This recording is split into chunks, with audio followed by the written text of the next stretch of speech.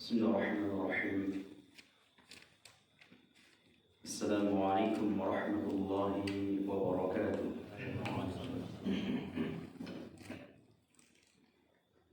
Innal hamdalillah nahmaduhu wa nasta'inuhu wa nastaghfiruh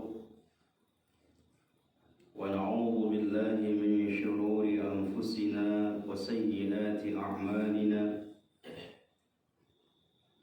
من يهده الله فلا مضل له ومن يضلله فلا هادي له أشهد أن لا إله إلا الله وحده لا شريك له وأشهد أن محمدا عبده ورسوله وحبيبه وخليله ولا نبي ولا رسول بعده. يا أيها الذين آمنوا اتقوا الله حق تقاته ولا تموتن إلا وأنتم مسلمون. يا أيها الناس اتقوا ربكم الذي خلقكم من نفس واحدة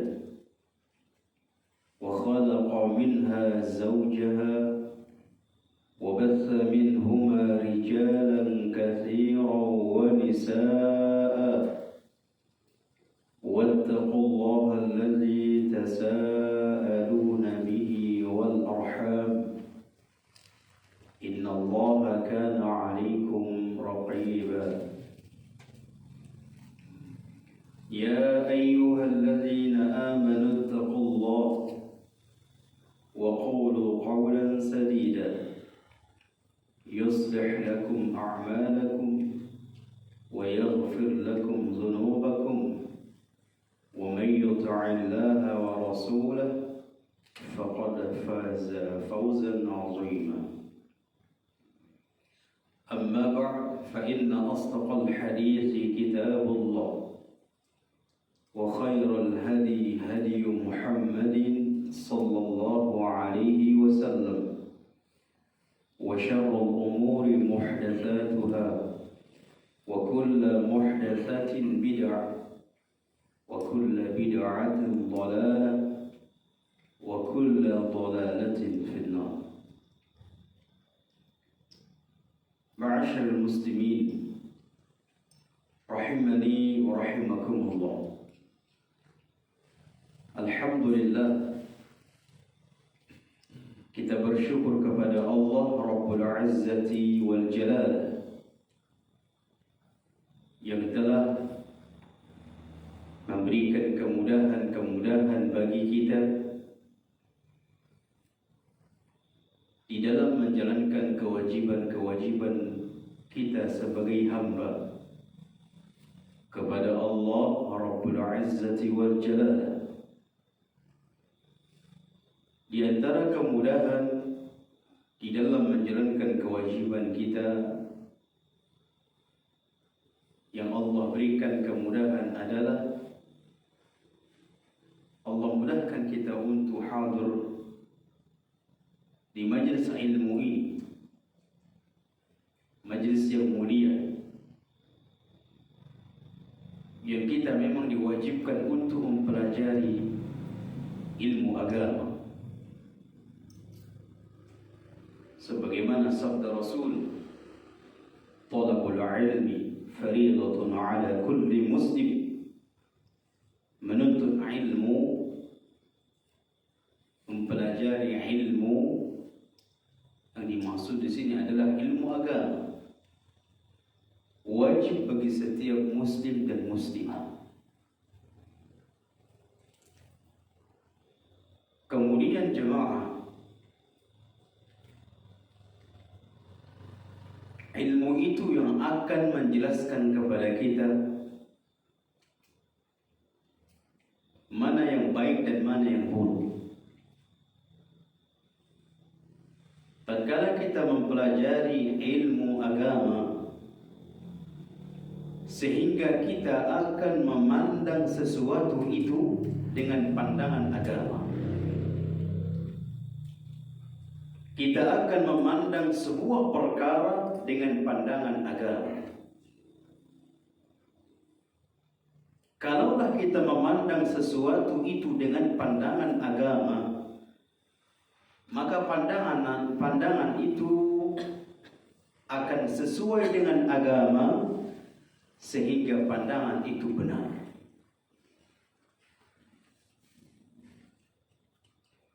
Namun jika kita memandang sesuatu itu bukan pandangan dengan agama,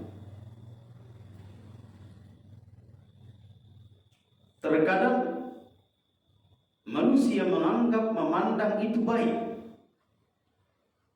tapi padahal agama memandang itu buruk. Tidaklah seseorang itu memandang itu buruk kecuali dia memandang dengan agama. Tidaklah seseorang itu memandang itu baik, perkara itu baik, kecuali dia memandang tidak berdasarkan pandangan agama. Sehingga salah. Tidak akan bisa kita memandang perkara tersebut dengan pandangan agama kalau tidak dengan ilmu agama.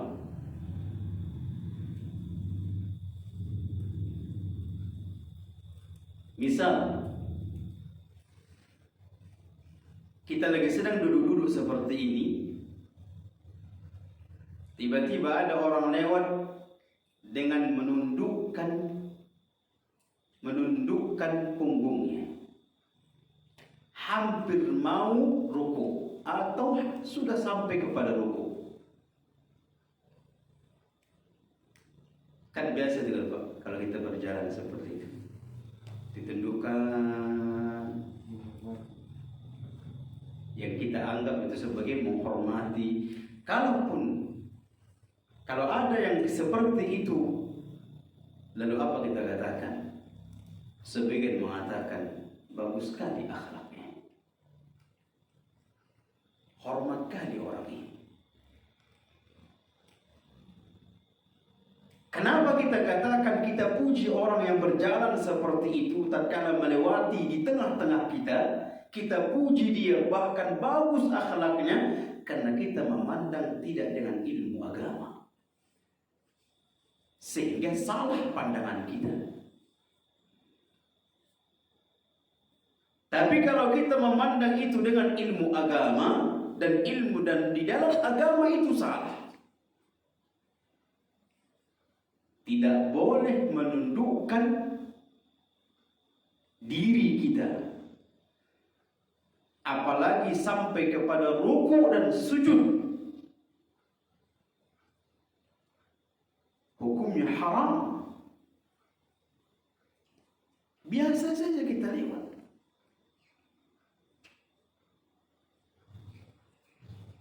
Namun sebagian akan memandang betul-betul tak berakhlak ini orang, betul-betul tidak beradab ini orang. Tapi kalau orang yang berilmu memandang orang tersebut berjalan dengan biasa, tidak menunduk, tidak sampai kepada menundukkan dirinya, dia akan menilai itu bagus. Termasuk juga bukti Al-Quran membongkar, menunjukkan tentang Qarun.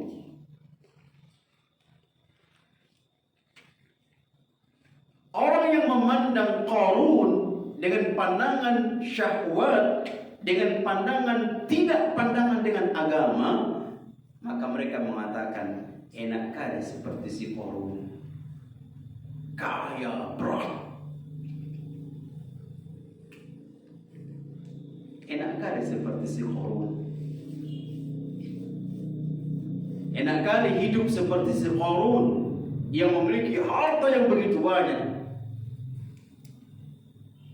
Namun Allah mengatakan bagi orang yang diberikan ilmu, bahkan meminta kepada Allah agar dijauhkan seperti si Qarun.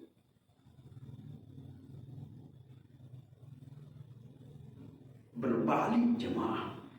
Kalau kita memandang sesuatu itu dengan ilmu agama, akan berbalik pandangan.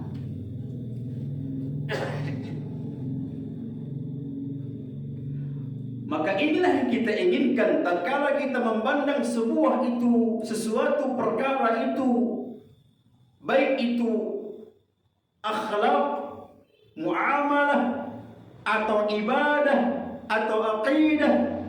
Bagaimana dengan pandangan itu benar? Haruslah kita memandang dengan ilmu. Tidak ada yang pandangan yang benar kecuali dengan pandangan dengan ilmu agama. Ibadah ini benar atau tidak, pandangan dengan ilmu agama. Aqidah ini sahih atau fasidah atau rusak, pandangan dengan ilmu agama.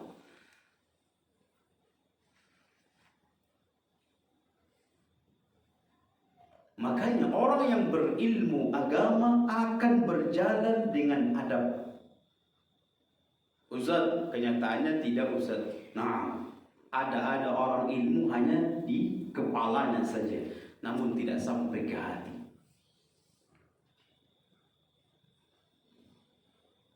Orang yang belajar akan berpengaruh akhlaknya, berpengaruh dalam tutur sapanya, dalam muamalahnya dengan manusia, terlebih muamalahnya dengan Allah.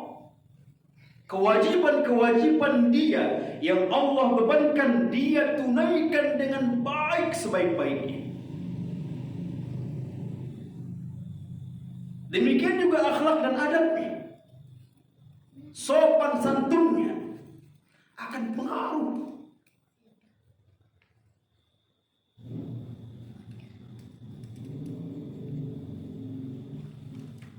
Dan kita jemaah hidup di zaman manusia terbalik memandang. Kita hidup di zaman ini.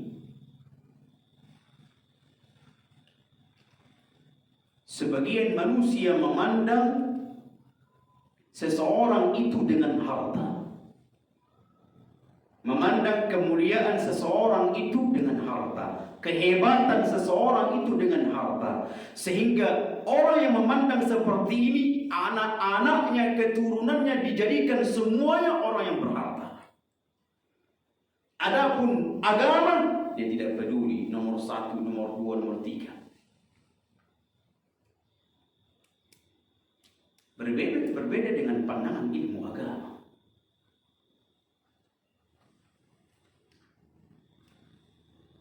Berbeda.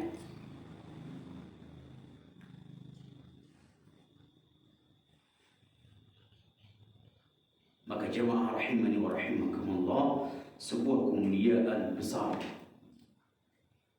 tatkala Allah dudukkan kita di majelis ilmu agama, sehingga kita akan memandang sesuatu itu dengan ilmu agama, sehingga pandangan kita insya Allah pandangan sesuai dengan agama, Al-Quran dan Hadis.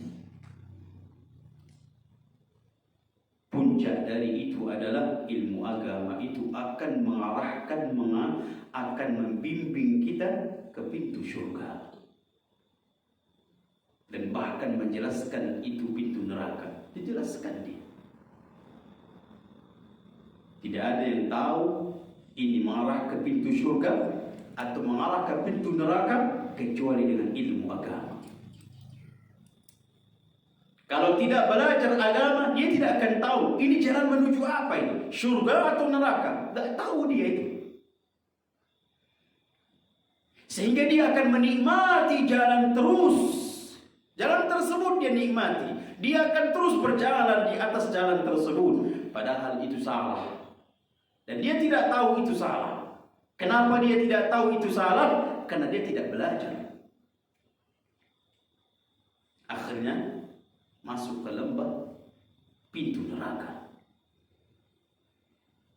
Allah ya jemaah, kadang kita subhanallah, banyak sekali kita perhatikan umat manusia di saat ini. Kalau dilihat dari segi agama, termasuknya atau berpegang teguhnya dalam agama, dia orang bahkan pembicaraan sehari-hari tentang agama.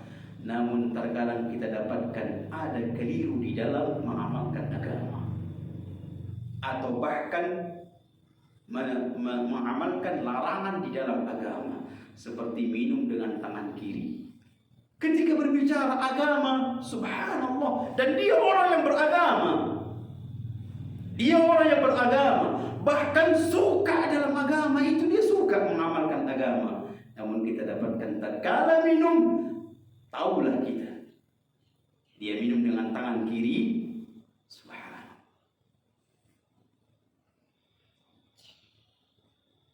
Kalau kita tidak kasih tahu, maka dia akan terus-menerus minum tangan kiri, dan hukumnya haram. Berarti terus-menerus dia melakukan perbuatan yang haram. Itu baru satu, belum lagi yang lainnya. Makanya jemaah rahimani wa rahimakumullah, kita benar-benarlah dalam belajar ini. Benar-benar. Karena ini kebutuhan dunia akhirat kita. Dahulu Imam Ahmad benar-benar maksimal mungkin dia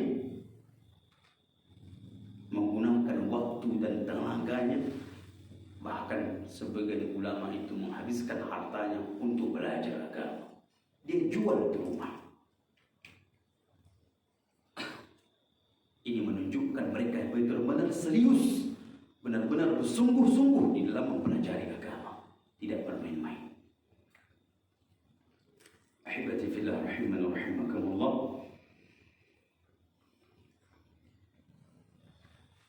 Kita melanjutkan pembahasan kita, dan kita masih berada di dalam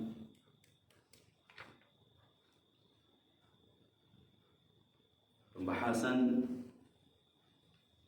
perjalanan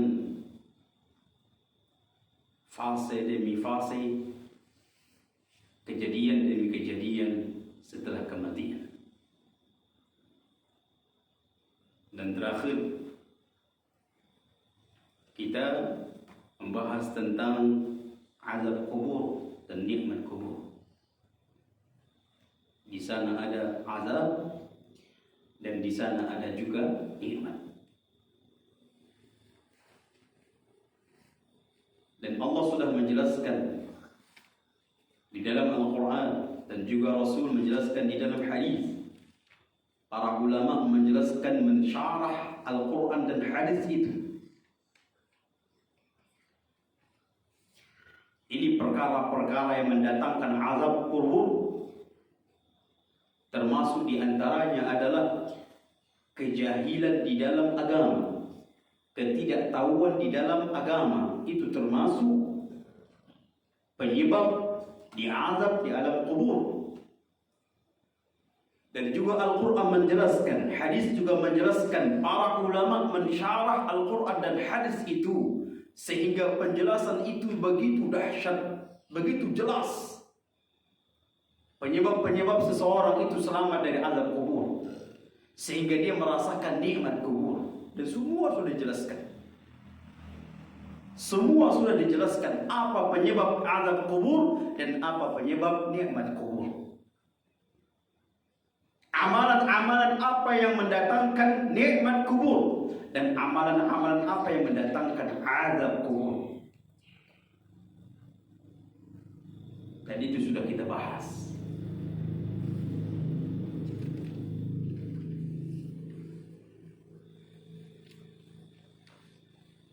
Kemudian masuk kita kepada pembahasan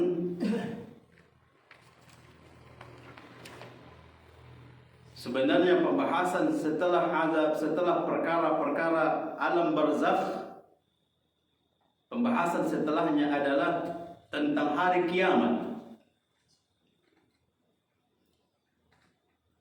Tentang hari kiamat.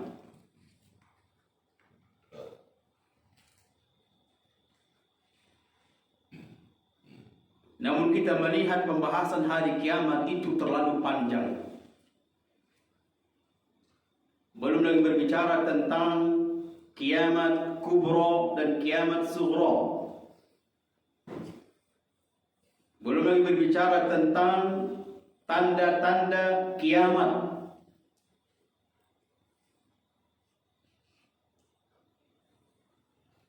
Terlalu panjang.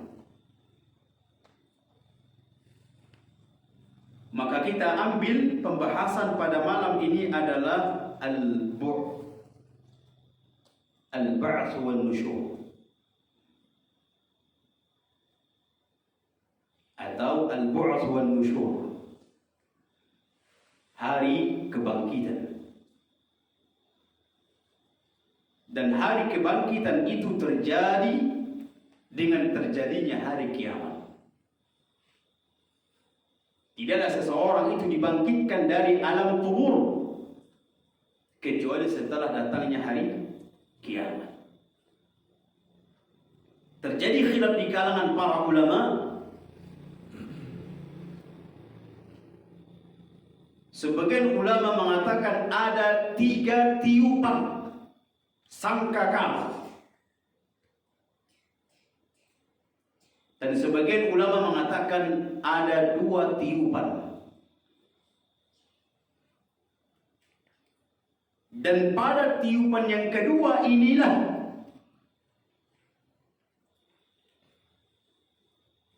fase kebangkitan.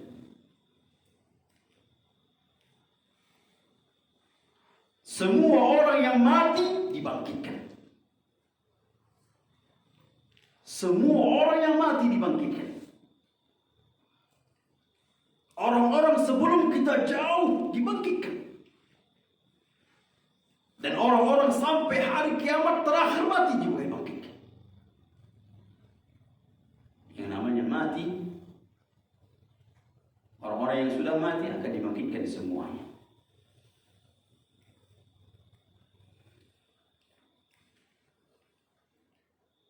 Allah mengatakan, yang ini kita jadikan sebagai dalil bahwasanya hari kebangkitan itu ada. Karena sebagian manusia ada yang tidak beriman dengan hari kebangkitan.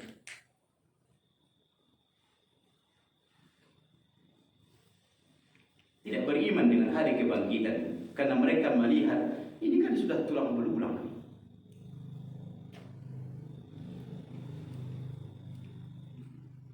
Ini kan sudah menjadi tulang belulang. Tidak mungkin bisa dibangkitkan kembali. Padahal Allah mengatakan lebih mudah lagi dibangkitkan yang sudah ada dibandingkan dengan membuat yang belum ada. Kita sudah ada, tiba-tiba dikubur, lalu itu menjadi tulang belulang. Mudah bagi Allah itu, lebih mudah daripada membuat yang tidak ada.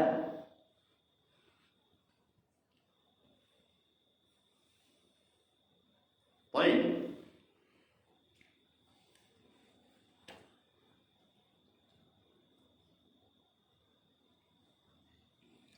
Allah mengatakan di dalam surah Al-A'raf ayat 25.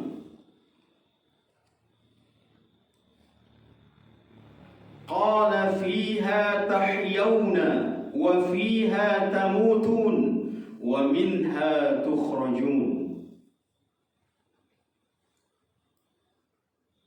Allah mengatakan fiha tahyawna, di dalam bumi itu kalian hidup. Wa fiha tamutun, dan di dalam bumi itu juga kalian mati. Wa minha tukhrajun, dan dari bumi itu juga kalian akan dibangkitkan. dari bumi itu juga akan kalian dibangkitkan.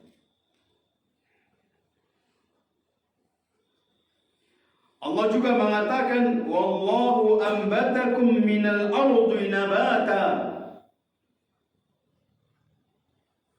Dan Allah telah menumbuhkan kalian dari tanah. Nah, bukankah Abul Bashar, bapaknya seluruh manusia, yaitu Nabi Adam alaihissalam, terbuat dari tanah? Nah, terbuat dari tanah. Makanya Allah mengatakan, wallahu ambatakum minal ardi nabata. Kalian, sesungguhnya Allah yang telah menumbuhkan kalian dari tanah. Summa yu'idukum fiha wa yukhrijukum ikhraja. Kemudian dikembalikan kalian ke tanah, ke dalam tanah. Itulah kuburan. Dikembalikan kalian ke tanah, wa yukhrijukum ikhraja. Namun ingat, suatu saat akan dikeluarkan lagi. Itulah hari kebangkitan. Akan dikeluarkan lagi. Inilah hari kebangkitan. Bahkan iblis tahu itu hari kebangkitan.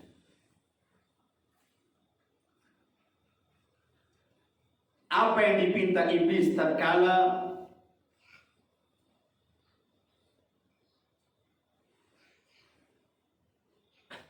Allah melaknatnya, Allah murka kepadanya, Allah mengeluarkannya dari syurga? Apa yang iblis pinta?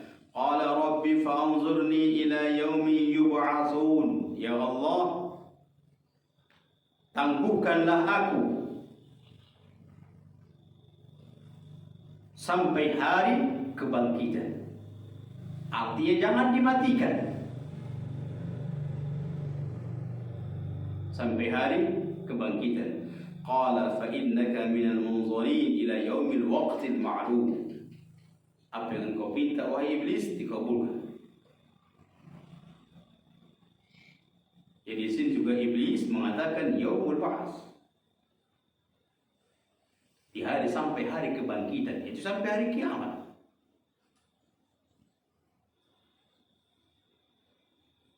Dan banyak lagi dalil-dalil yang menyatakan hari kebangkitan itu ada.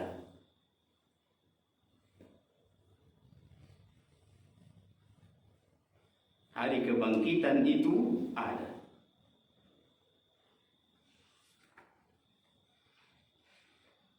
Jemaah rahimani wa rahimakumullah. Ketika di hari kebangkitan, yaumul ba'ats, kita dibangkitkan itu jasad atau roh, atau dua-dua.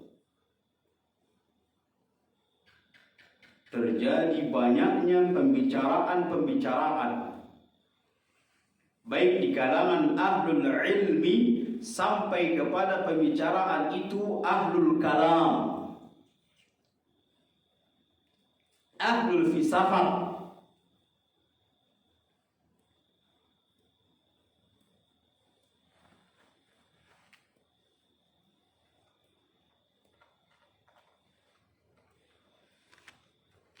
Ada yang mengatakan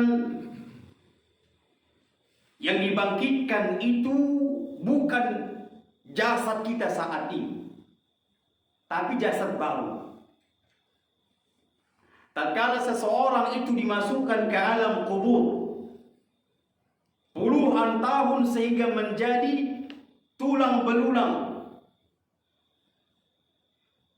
tiba datang waktunya hari kebangkitan, dibangkitkan jasad yang baru dibuat di alam kubur itu. Jadi bukan jasad yang kita saat ini.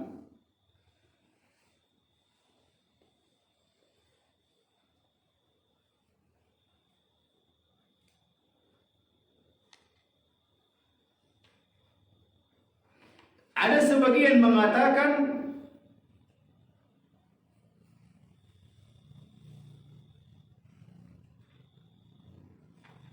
Jasad yang akan dibangkitkan nanti di hari kebangkitan adalah jasad yang kita di dunia ini.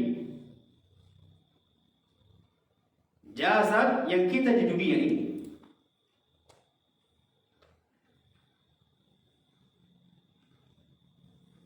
Kalau yang tadi mengatakan tidak ada hubungan antara jasad di dunia dengan jasad di akhirat, nggak ada hubungannya.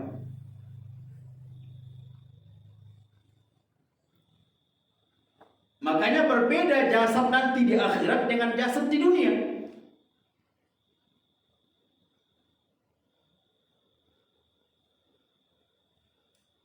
Namun sebagian mengatakan jasad yang nanti dibangkitkan dari alam kubur, walaupun sudah tulang belulang, adalah jasad kita saat ini di dunia.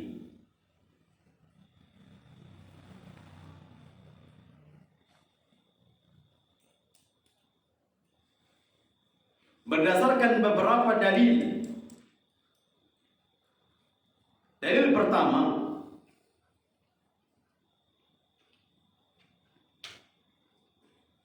wa qalu, Allah katakan dalam surah Fussilat ayat 21. Wa qalu li juludihim lima syahidtum alaina qalu antaqana Allahu alladhi antaqa kulla syai'in wa huwa khalaqakum awwala marrah wa ilaihi turja'un. Allah mengatakan wa qalu li juludihim lima syahidtum alaina. Mereka berkata kepada kulit-kulit mereka. Yang punya kulit berkata. Yang punya kulit berkata kepada kulit-kulit mereka, lima syahidtum alaina, kenapa kalian semua menjadi saksi untuk kami? Yang punya kulit itu berkata sendiri kepada orangnya. Kulit-kulit itu akan berbicara menjadi saksi. Jemaah rahimana rahimakumullah, hati-hati di hari ini. Mata akan berbicara, rambut akan berbicara, kulit semua akan berbicara. Sehingga yang punya mengatakan lima syahidtum alaina, kenapa kalian menjadi saksi? Kok bisa kalian berbicara? Karena mereka menganggap di dunia ini mati semuanya. Tangan mati tak berbicara, kaki demikian juga. Namun di hari kiamat semua itu berbicara. Allah Karim. Qalu antaqana Allahu alladhi antaqa kulla syai'. Yang membuat itu berbicara adalah Allah yang menjadikan mereka berbicara.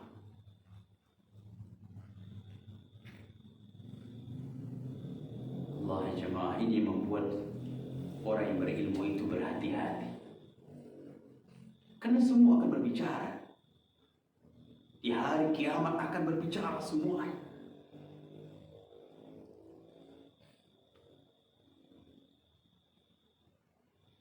Subhanallah. Ketika mereka yang pemilik kulit itu mengatakan, kenapa kalian berbicara? Kok bisa kalian berbicara? Lalu kulit itu mengatakan, Allah yang membuat kami berbicara. Kulit itu akan menyampaikan semua tingkah laku kita, semua perbuatan-perbuatan kita di dunia. Maka inilah dalil, berarti jasad yang akan dibawa di hari kiamat nanti adalah jasad yang kita saat ini, dan itu akan berbicara nanti di hari kiamat. Kalau jasad yang baru, yang sebagian mengatakan jasad di dunia tidak ada hubungannya dengan jasad di akhirat, berbeda. Yang dibangkitkan jasad di akhirat itu dia ada dari alam kubur, itu bukan jasad di dunia. Lalu dibantah oleh ulama seperti ini, pendapat seperti ini. Terus kalau seandainya jasad yang dibangkitkan nanti di hari kebangkitan bukan seperti jasad manusia di dunia ini, apa gunanya berbicara itu? Apa gunanya nanti tangan-tangan itu atau kulit-kulit itu berbicara? Apa tujuan mereka berbicara? Menyampaikan sesuatu yang itu terjadi setelah hari kiamat atau di masih proses alam hari kiamat. Tapi kalau kita yakini jasad yang saat ini akan nanti dibangkitkan dan akan berbicara, nah, semua jasad ini akan atau kulit-kulit ini akan menyampaikan atas perbuatan kita di dunia. Berarti jasad yang akan dibangkitkan adalah jasad kita yang di dunia. Faham ini jemaah? Kalau seandainya jasad yang baru, bukan jasad kita di dunia, dibangkitkan nanti bukan jasad kita yang di dunia ini, apa yang akan disampaikan? Apa yang akan menjadi saksi atas mereka, atas kita? Apa? Maka inilah dalil yang mengatakan jasad yang akan dibangkitkan adalah jasad kita di dunia ini. Paham ya jemaah? Sehingga barulah kita nalar yang akan menjadi saksi adalah jasad kita di dunia ini, nanti di akhirat akan berbicara.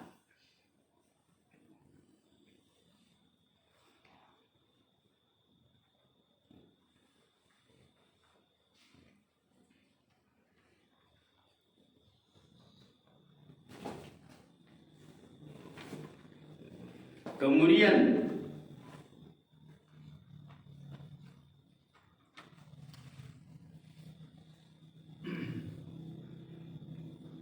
Allah mengatakan dalam surah Al-Baqarah ayat 260 tentang pertanyaan Nabi Ibrahim kepada Allah.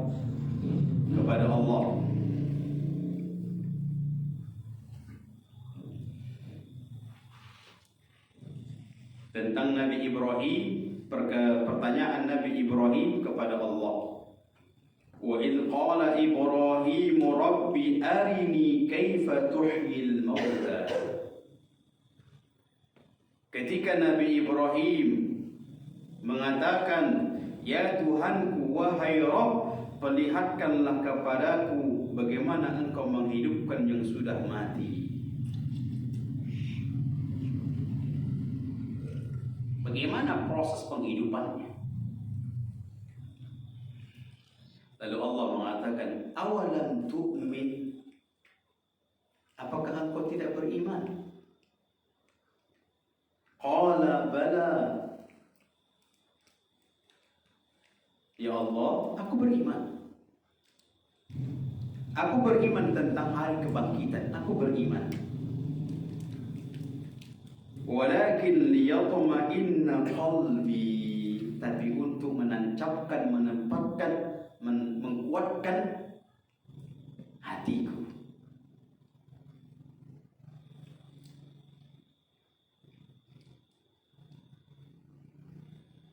Qala fakhudh arba'atan min at-tayr fasurhunna ilayka thumma ij'al 'ala kulli jabalin minhunna juz'a. Kalau begitu Nabi Ibrahim, Allah perintahkan, ambillah 4 burung. Ya, dan dalam surah Al-Baqarah ya, ayat 260. Ambillah 4 ekor burung. Lalu 4 ekor burung itu cincang-cincang, dipotong-potong, dicincang-cincang. Setelah itu ambil, summa ja'al 'ala kulli jabalin minhunna. Kemudian tubuh burung itu, badan burung itu yang sudah dicincang-cincang, satu bagian taruh di gunung ini, sebetulnya satu bagian taruh di gunung ini, satu bagian taruh gunung ini, sebetulnya taruh gunung ini, berpisah.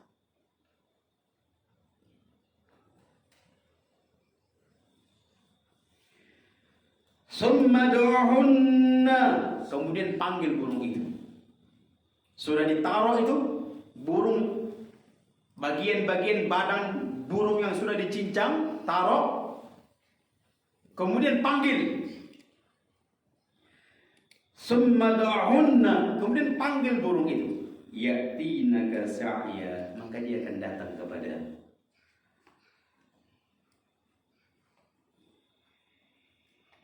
Wa'lam anna Allah azizun hakim. Ketahuilah sesungguhnya Allah, bahwasanya Allah yang maha perkasa dan maha bijaksana.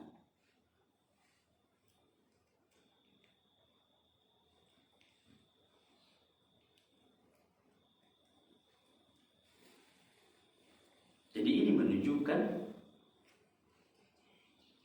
walaupun terkadang jasad itu yang dibakarlah menjadi abu, kemudian abu itu diserap kemana-mana, mudah bagi Allah kumpulkan kembali menjadi jasad. Seperti ingat seorang bapak berwasiat kepada anaknya. Seorang bapak berwasiat kepada anaknya. Disebutkan dalam hadis Imam Al-Bukhari. Nah, kalau nanti bapak mati,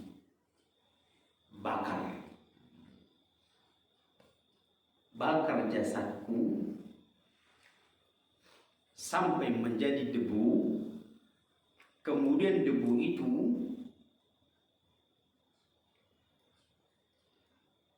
bawa naik ke gunung, sebagiannya dibuang sehingga dibawa oleh angin debunya, dan sebagian dianutkan ke laut.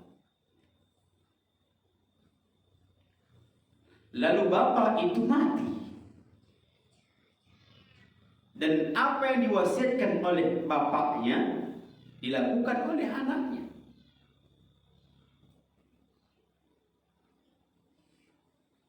Dia menganggap itu sudah tak terjadi lagi tuh.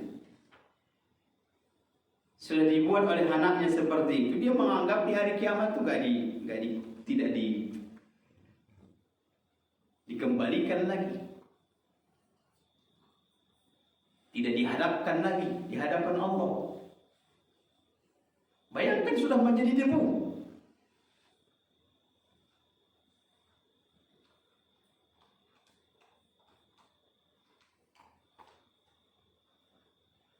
Kemudian Allah perintahkan bumi untuk mengembalikan semuanya.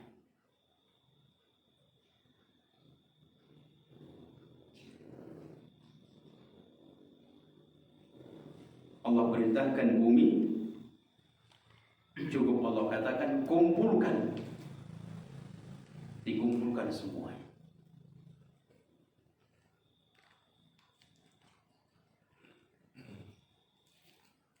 Maka bumi itu melaksanakan perintah Allah, kemudian dihadapkanlah kepada Allah dia jasadnya kembali jasadnya.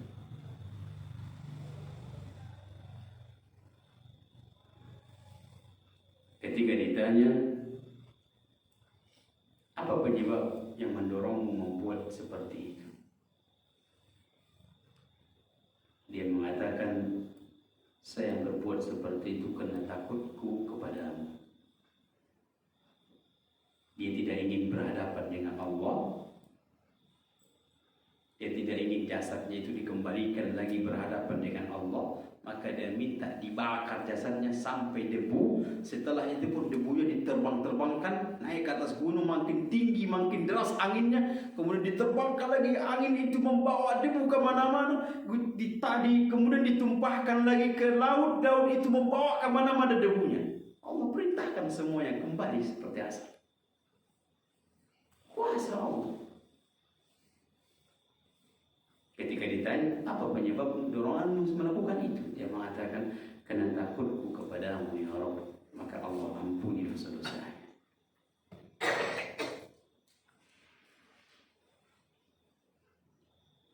Allah ampuni dosa-dosanya.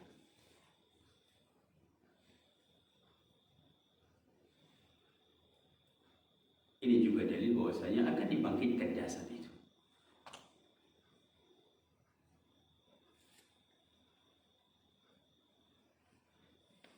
Baik, kita lihat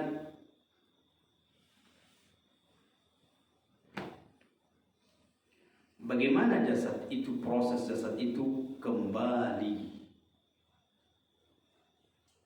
seperti sedia kalanya berbentuk dengan manusia. Padahal kita tahu ketika dimasukkan jasad itu ke alam kubur hancur. Ana pernah cerita jemaah, subhanallah. Di kampung itu kebiasaan tatkala dikebumikan jasadnya pakai keranda.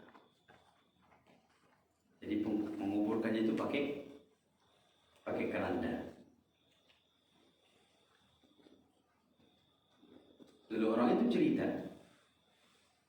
ketika ingin ditimpal ya. Karena perkiraan orang itu sudah saya tanya 30 tahun sudah. Ada yang di sampingnya mengatakan, saudara saya seperti itu Ustaz.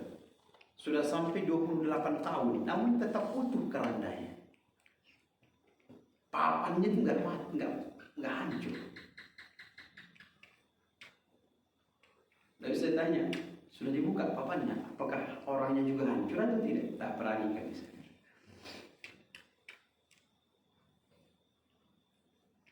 Kalau tidak pakai keranda itu sudah hancur gitu Pak. Kalau nggak pakai keranda. Makanya benarnya tidak pakai keranda dalam mengkebumikan jenazah. Karena akan ada biar masuk generasi-generasi setelahnya. Ini sudah puluhan tahun, 30 tahun, 20 tahun, tak hancur juga kerandanya. Makanya hikmah di antara kenapa kuburan itu tidak disemen, tidak dikeramiki, supaya tatkala sudah perkiraan nih hancur nih jasad, akan ada generasi masuk lagi tuh. Puluhan tahun lagi masuk generasi yang lain ini.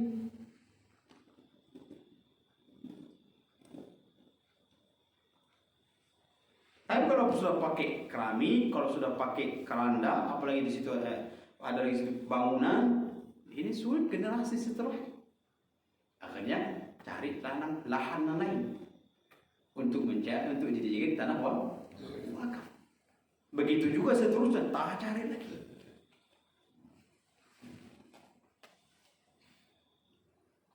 Langsung aja ke tanah.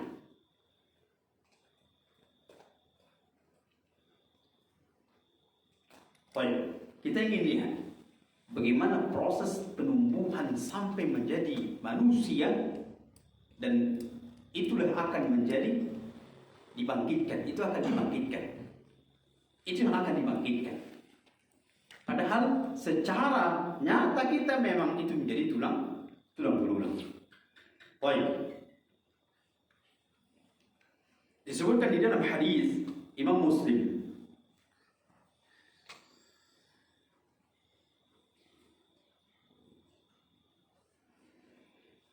tatkala Nabi mengatakan dari Abu Hurairah, lalu Abu Hurairah membacakan hadis atau riwayat dari Nabi ini, ma bainan nafkhatain arba'un, antara tiupan satu dengan tiupan kedua. Kita katakan tadi ada 3 tiupan. Sebagian ulama mengatakan 3 tiupan. Sebagian ulama mengatakan 2 tiupan nanti di hari kiamat.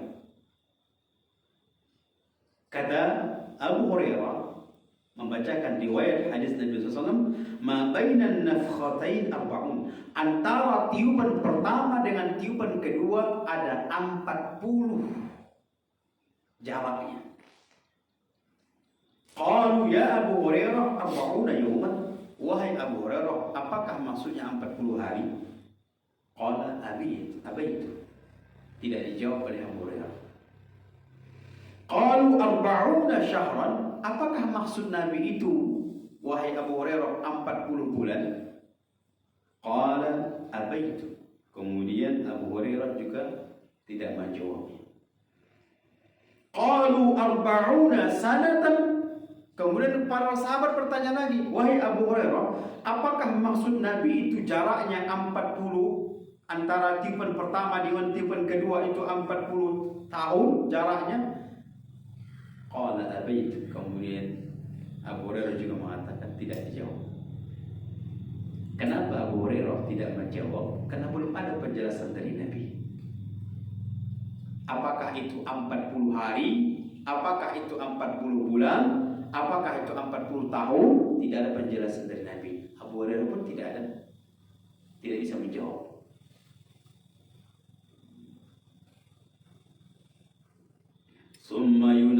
Summa yunzilullahu minas sama'i ma'an fayambutun kama yambutul baqlu. Qala wa laysa minal insani syai'un illa yabla illa 'azaman wahidan wa huwa 'ajmul dhanab wa minhu yurakkabul khalqu yawmal qiyamah. Kata Nabi SAW, summa yunzilullahu minas sama'i ma'an fayambutun. Kemudian Allah turunkan air dari langit, kemudian dengan air itu tumbuhlah. Kama yambutul baqlu, seperti tumbuhnya tanam-tanaman, sayur-sayuran. Walaysa minal insani syai'un illa yabla. Tidak ada dari bagian dari bagian jasad manusia itu kecuali semuanya hancur sirna. Illa 'azaman wahidan, kecuali satu tulang. Wa huwa 'ajmuz zanab, itu tulang ekor. Wa minhu yurakkabul khalqu yawmal qiyamah, dan dari tulang ekor itulah akan dibangkitkan kembali.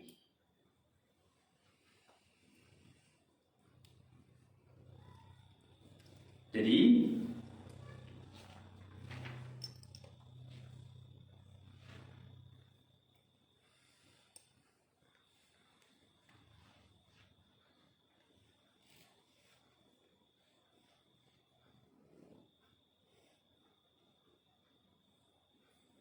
dikuatkan atau dijelaskan lagi, disebutkan dalam hadis Imam Al-Hakim di dalam kitab Al-Mustadrak, fayursilullahu ma'an min tahtil 'arsh kamaniyir rijal.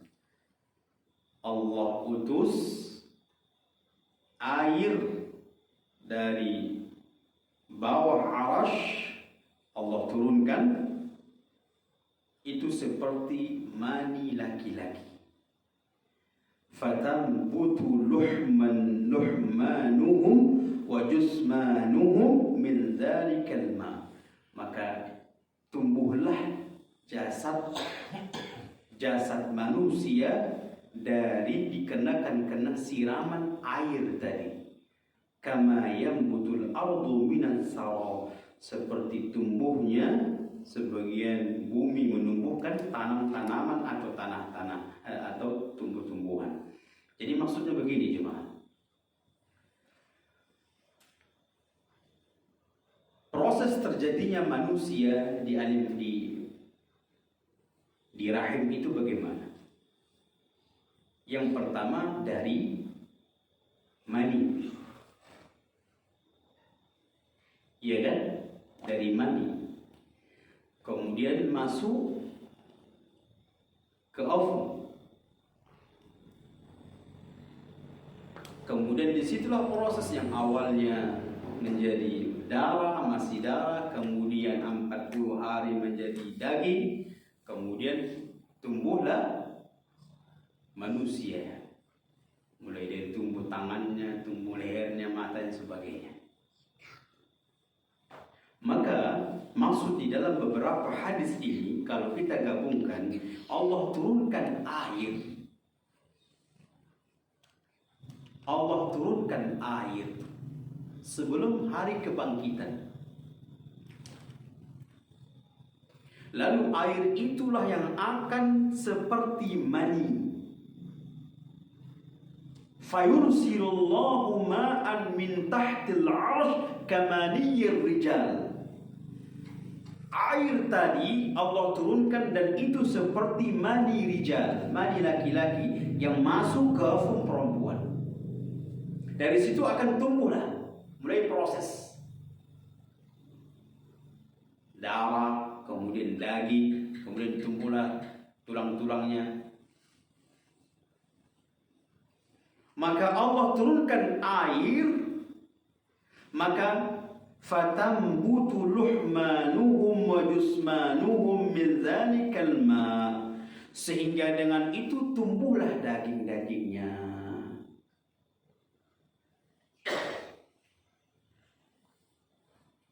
Tumbuhlah daging-dagingnya sampai sempurna manusia. Dan di awal dari tumbuhnya itu dikenal dari apa? Dari tulang ekor. Karena dari situ akan dibangkitkan manusia. Jadi walaupun saat itu tinggal tulang ekor yang tidak hancur, kata Nabi, dari situ yang akan disirami air, lalu dari situ akan tumbuh mulai tangan-tangannya, kaki, sampai kepada berbentuk manusia. Dan di situ itulah nanti akan dibangkitkan. Jadi tetap adakah hubungannya dengan jasad manusia di dunia ini? Ada, walaupun sebagian mengatakan ada modifikasinya. Dimodif dulu di alam sana. Dimodif dulu. Namun asalnya dari mana? Yang dimodif itu berasal dari alam, dari tulang ekor.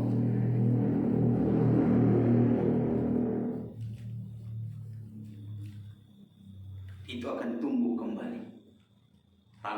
Rangkaian badan itu, jasad itu tumbuh itu. Berasal dari tulang ekor. Makanya karena proses pembentukan manusia di dunia ini berbeda dengan proses pembentukan nanti di alam barzakh untuk pembangkitan, makanya hasilnya pun berbeda. Hasilnya berbeda. Kalau badan yang terjadi di proses air tadi hujan turun, kemudian itulah membuat pengembangan jasad dari tulang ekor tadi terus sehingga berbentuk menjadi manusia, dan itu akan manusia yang terbentuk dari situ akan menjadi bangkitkan, maka berbeda. Perbedaannya antara dengan jasad proses kejadian manusia di dunia dengan proses kejadian di akhirat itu untuk hari akhirat. Kalau di akhirat untuk abadi. Kedua,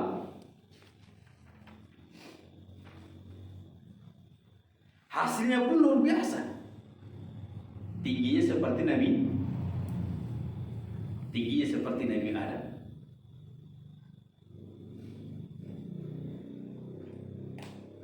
Tingginya seperti Nabi Adam. Kemudian laki-laki itu berwajah tampan semuanya. Wanita itu berwajah cantik semuanya. Bagi dia, mereka penghuni neraka, dibuat jasadnya itu bosan-bosan. Kemudian dagingnya itu kulit mereka itu apa namanya? Tebal-tebal. Di sini perbedaannya. Kenapa dibuat mereka itu Karena nanti akan mereka dibakar, dibanting, dihantam, dipukul.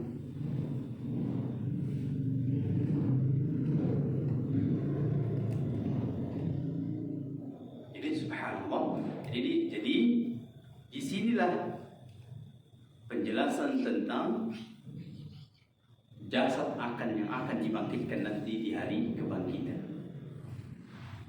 Sebagian mengatakan jasad yang dibangkitkan adalah jasad yang baru, tidak ada hubungannya dengan jasad kita saat ini. Sebagian mengatakan ada hubungannya, seperti nanti menjadi persaksian. Itu semua adalah jasad kita.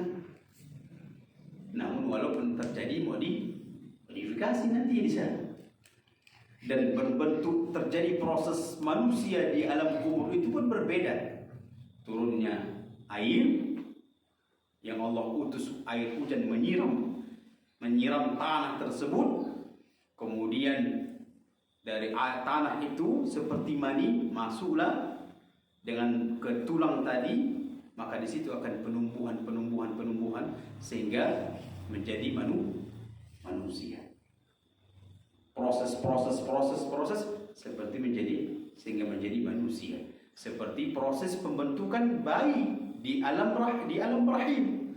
Awalnya dimulai dari mani, kemudian masuk ke rahim wanita, kemudian masuk akan menjadi darah, kemudian menjadi daging, kemudian menjadi tulang belulang, jadi proses menjadi manusia.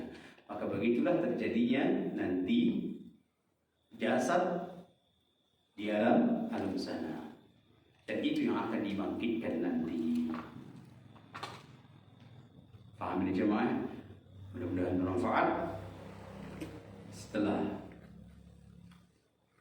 kita berbicara di hari kebangkitan, kemudian ketika kita dibangkitkan, kemana kita dikirim? Kita akan dikirim di padang mahsyar. Nanti insyaallah pada pertemuan kapan Allah mudahkan kita untuk kembali, kita akan membahas tentang padang mahsyar. Ingat jemaah, berbicara dengan padang mahsyar itu sangat ngeri, sangat mengerikan sekali. Insyaallah pertemuan akan datang kita bahas itu. Setelah dibangkitkan kita, kemudian digiring kita ke padang mahsyar. Di mana padang mahsyar itu? Insyaallah akan kita lanjutkan pada pertemuan yang akan datang. Allahu a'lam bishawab. Baik, sebelum kita tutup, ada kira-kira pertanyaan jemaah, kami persilakan.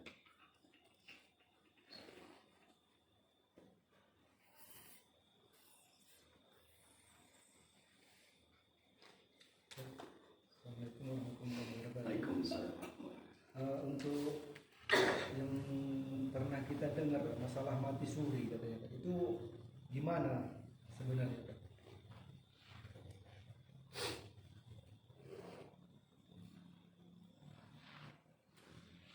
Ada nggak kejadian mati suri jemaah?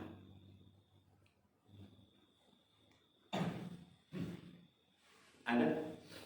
Dan istilah mati suri itu dari mana?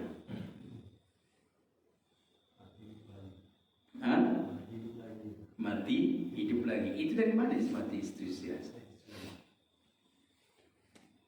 Yang ada di dalam Islam sudah mati, tak akan hidup lagi. Kapan hidup di alam? Ketika dibangkitkan. Sebelum dibangkitkan nggak ada hidup lagi. Tapi sudah hidup lagi, berarti belum mati. Berarti belum mati. Makanya tidak ada yang namanya reinkarnasi. Apa namanya yang orang kafir menggini reinkarnasi? Adanya roh? Tak ada. Karena orang kafir mengatakan tidak beriman dengan akan dibangkitkan jasad. Yang ada, mereka beriman dengan roh yang pindah-pindah. Bagaimana dengan balasan? Kata mereka, kalau orangnya yang mati itu baik, jasadnya hancur di sana, roh itu akan pindah kepada orang yang baik orangnya, akan menjadi hebat dia. Tapi kalau jasadnya, kalau orang ini yang mati ini orangnya buruk, orangnya berbuat mau macam-macam, maka jasadnya hancur, ruhnya akan berpindah baik itu kepada orang yang buruk lebih parah dari dia, atau kepada hewan dia pindah ruhnya. Di ruh itu bergenerasi, bawa pindah-pindah. Jadi tidak ada yang namanya perjalanan ruh di dunia ini setelah kematian.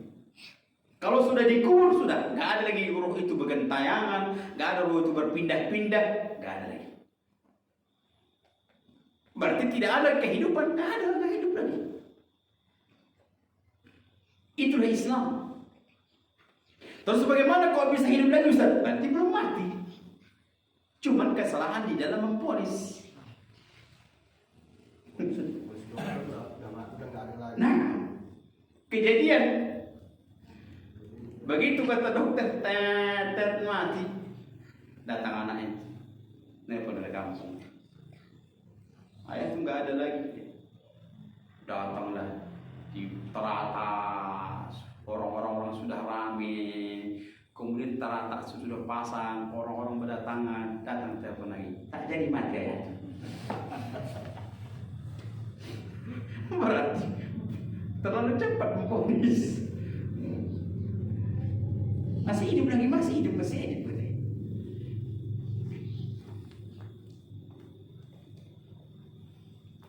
Jadi tidak ada yang namanya mati dua kali. Mati, hidup lagi, mati lagi. Kalau sudah mati. Terus bagaimana fakta terjadi seperti itu? Berarti belum hakikatnya belum mati.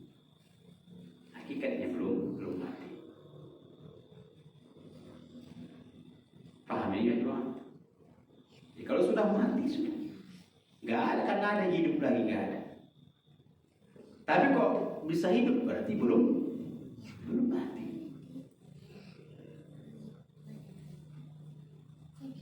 Yang namanya saja pun tidak ada. Baru-baru ini mati suri.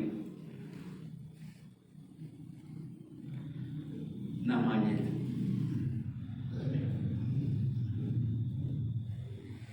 Paham ini jemaah? Baik. Ada lagi? Allah.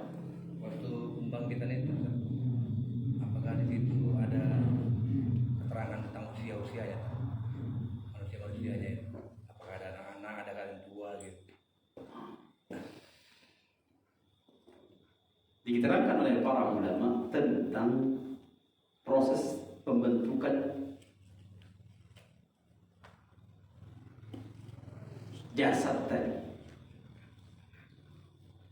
Proses pembentukan jasad tadi yang awalnya disiram oleh Allah utus air, kemudian masuklah air itu ke tanah dan menyirami jasad-jasad yang awalnya sudah menjadi tulang belulang, yang tinggal tulang ekor. Nah, dari situlah proses, karena disiram oleh air tadi, kenalah tulang ekor itu, kemudian dari situlah perkembangan proses terjadinya manusia sehingga sempurna manusia.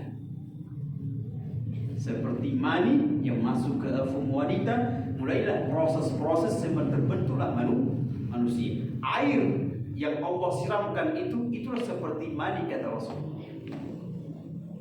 Kalau dari situ kita cerna, kata para ulama, berarti tidak ada penentuan usia. Karena tujuan dari proses pembentukan manusia, jasad manusia di alam ini untuk dibangkitkan, tujuannya adalah untuk nanti di kekekalan. Jadi nggak ada gitu anak-anak, nggak ada di proses terjadi anak-anak. Sama sudah semua. Sehingga dikatakan tingginya pun seperti tinggi Nabi Adam. Karena terjadinya proses ini untuk hari kebangkitan, hari kiamat, hari akhirat. Beda dengan manusia, proses pembentukan manusia untuk di dunia, karena tujuannya pun untuk mati. Lahir manusia tujuannya untuk mati.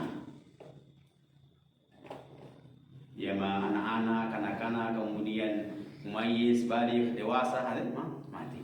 Kalau terjadinya proses pembentukan jasad di alam ini yang untuk tujuan dipersiapkan untuk alam akhirat, makanya hasilnya pun berbeda. Tingginya, bentuk badannya, jasadnya berbeda.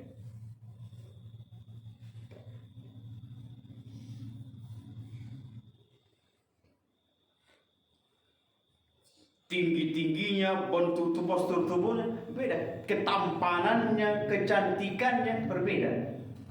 Namun tetap berasal dari tulang ekor siapa itu. Nah, itu dia. Kalau dia laki-laki, dia perempuan, akan tumbuh seperti itu. Namun namun bentuknya berbeda. Yang ini cantik, yang ini tampan, semuanya dicantik semuanya. Karena itu diperuntukkan untuk alam abadi, akhirat. Jadi gak ada anak-anak, gak ada. Allah alam bisawab.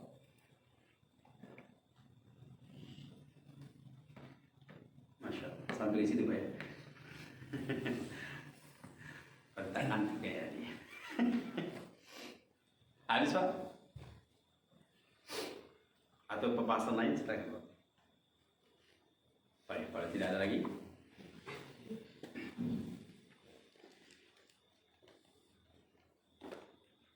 Semua yang benar datang dari Allah, yang salah datang dari kami. Kurang ilmu dan kurang syaitan, kurang ilmu dan dari syaitan Allah. Kami mohon ampun kepada Allah dan mohon maaf kepada seluruh jemaah. Kita tutup dengan doa kafaratul majlis. Subhanakallahumma bihamdika asyhadu an la ilaha illa anta astaghfiruka wa atubu ilaik. Akhiru da'wana alhamdulillahi rabbil alamin. Wassalamualaikum warahmatullahi wabarakatuh.